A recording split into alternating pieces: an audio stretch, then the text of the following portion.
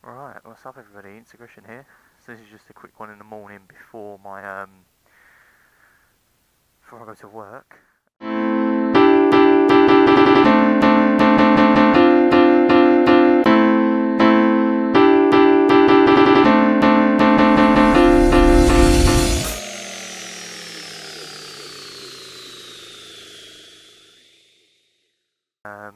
I've just put my phone in my pocket like an idiot. I had all the list of all the stuff I've just literally put on just for an overview of all the new bits, and then I'll do an overview of everything on the whole.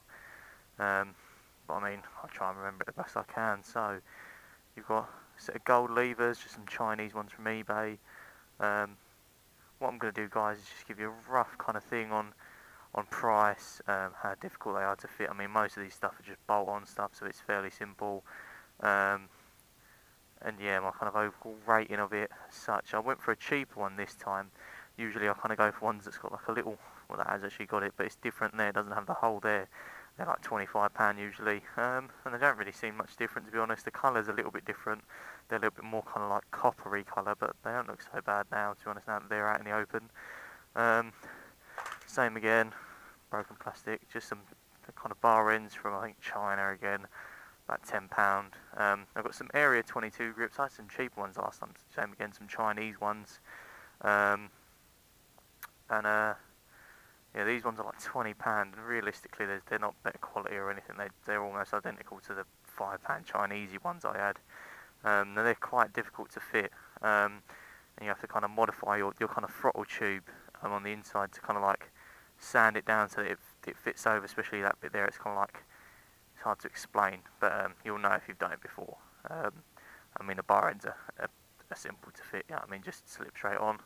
Other than that, got a little kind of carbon fibre cap for the reservoir. It doesn't match the kind of, I think, petrol cap or the top yoke one, which is a shame. So I might change that eventually. But yeah, done that. Also got a hell braided brake line on the front now, and sintered pads. So much better, it really, really is. I mean, the brakes are spot on this bike anyway, but it does make it all the better. I mean, bleeding the brake line is the same as always. Sometimes they can be a bit bitchy. I didn't have any sort of like bleed kit, so I just had to kind of pump the brake and kind of do the normal stuff. It took a while, to be fair, but yeah, it wasn't impossible. That's a bit of grip glue. Yeah, so that's that really. Right, I'm trying to think. Well, the indicators, I got myself some LED ones. I'll go over why in a moment, but the other ones were obviously a bit damaged. I thought I might as well go for LED ones now rather than later. You'll understand why in a moment. Other than that, I've got some gold engine bolts, same again, just bolt straight on. They're from Pro Bolt. Quite expensive, to be fair. Actually, I forgot about all that other stuff as well. The braided brake line, I think, set me back about £30, and then sintered pads about £15. Roughly, sort of thing, as you'd expect. Only a little bit more really than normal ones, so it's not a massive investment, and it is worth it. Yeah, Pro Bolt, they cost me about 38 quid. Yeah, I think about £38 roughly. I don't know, I've gone overboard, to be fair, guys. I've gone so overboard on it, and it's just a bit silly, but I do like it still, so you know. But yeah, they just bolt on fairly simple, not had any problems as such with them, so yeah, all brilliant. Rear sets, like some little Thailand kind of make rear sets.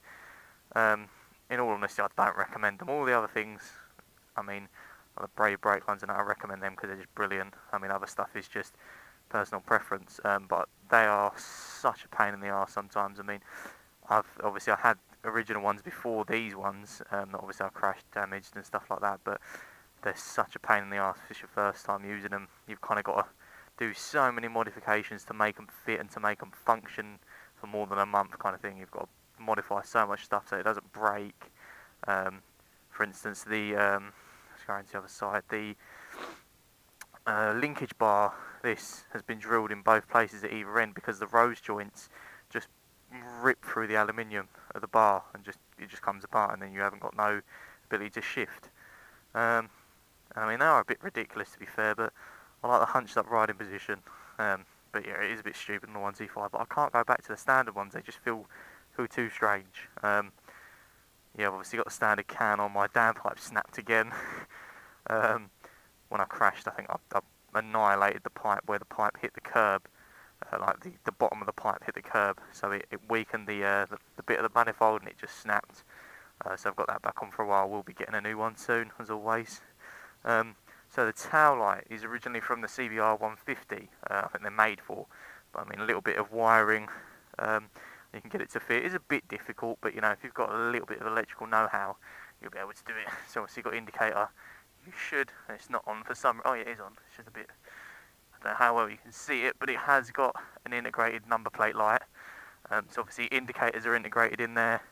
Now I had to get a new relay, like an adjustable Chinese relay. Same again, that was like £1.50 for it to work, and that's why in the end I just got LED indicators because they were a bit smaller, look a bit nicer, and yeah, with the relay it works. Trying to see if I can show you the brake light. It's a bit difficult. I'll show you it on my hand, to be fair. Hopefully that's picking that up fairly well. I mean, you might. Yeah, apologies for not really being able to get the best footage of that, but it is really good. I mean, it's a genuine Honda part. It's not like a fake thing. So other than that, I've got kind of little chain adjuster caps in gold again, as always. More gold. Same again, bolt on job, couple of quid. Chain guard, bolt on job, couple of quid. Just says Honda on it, and of course it's gold. Yeah, pretty self-explanatory. Seats, they were fairly expensive, and they cost me about £80. The camera didn't pick this up very well in the reveal. I mean, they are a bit scruffy now, to be fair, where they've been kind of crash damage, same with the fairings, but it's kind of like a carbon fibre look material with red. It's kind of either you don't like it or you do. I didn't really like them when they first came along, but I've kind of grown to like them a bit more now. Off the top of my head, I think that's all of the things I've done so far. Yeah, I think that really is. Yeah, apologies if I've missed anything, but if I have, as I said, I will be going into a more in-depth review of all the things on the bike and explaining them briefly again, but maybe in a bit more detail. But I just wanted to get this one out there kind of as soon as possible for you guys. But yeah, like I said, I'll run through everything that's done to it. Oh, fucking hell. I'll run through everything that's done to it, and the same again, how difficult it was, and my experience of it, yeah, my overall rating as well. I'll put that up a little bit more in depth, but I wanted to get this done because I'm working kind of all week, so it's kind of difficult for me to get something out there until the end of the week kind of thing. I didn't want to wait that long for such a simple thing that I could just do kind of here and now. I just use that to kind of block off my number plate rather than editing it out. It's so annoying blurring things that move. But yeah, you can see I've done quite a substantial amount of miles as well. But yeah, guys, that's pretty much it for this one.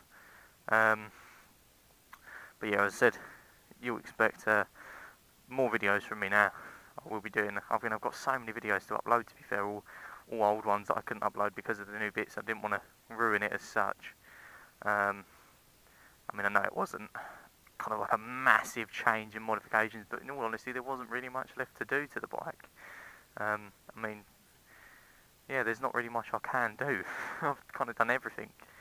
But yeah, guys, as I said, leave it at that. I'm not sure when this will be uploaded, but shortly after it, I will do a kind of complete overview, and I might throw some other little odd bits and bobs in between. But yeah, that's it for this one, guys. So I will catch you all later.